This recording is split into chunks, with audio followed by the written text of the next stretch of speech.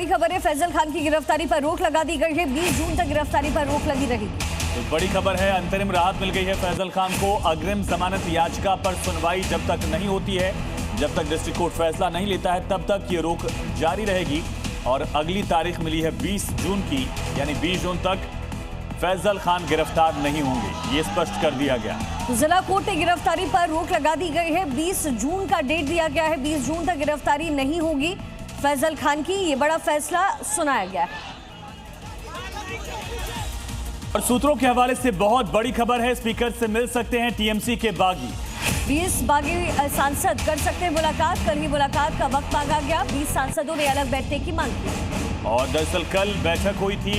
केंद्रीय मंत्री बंगाल के चुनाव प्रभारी रहे बीजेपी के भूपेंद्र यादव के घर पे काकोली घोष दस्तकार के साथ ही कुल 13 सांसदों की तस्वीरें भी सामने आई थी। दावा किया गया कि 20 सांसद इस बागी गुट में हैं।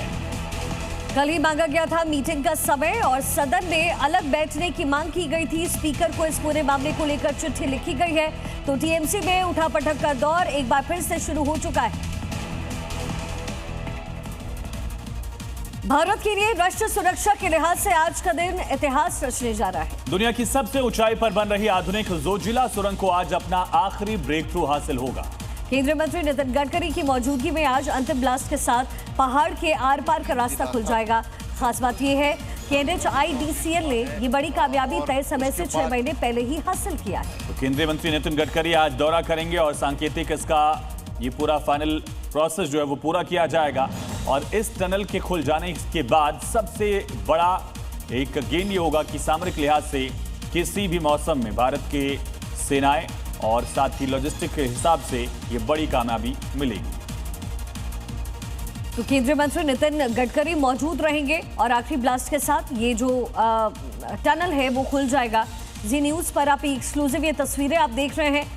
जो जिला टनल सुरंग जिसका ब्रेक थ्रू ब्लास्ट आज होने वाला है। नितिन गडकरी यहां मौके पर मौजूद होंगे और कश्मीर से लद्दाख को जोड़ता हुआ ये टनल होगा।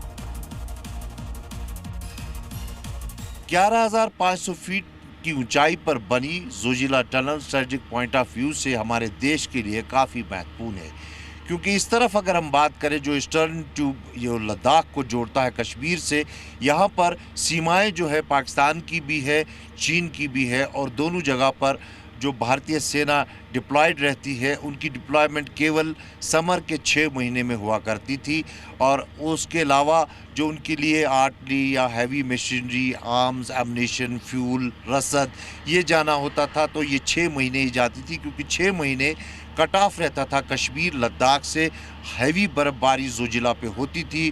तापमान -35 -20 तक चला जाता था। लेकिन अब ये टनल जो आप यहाँ पर देख रहे हैं जिसका निर्माण लगभग हो चुका है और आज इसका लास्ट लेग जो है वो भी इनॉग्रेट हुआ है।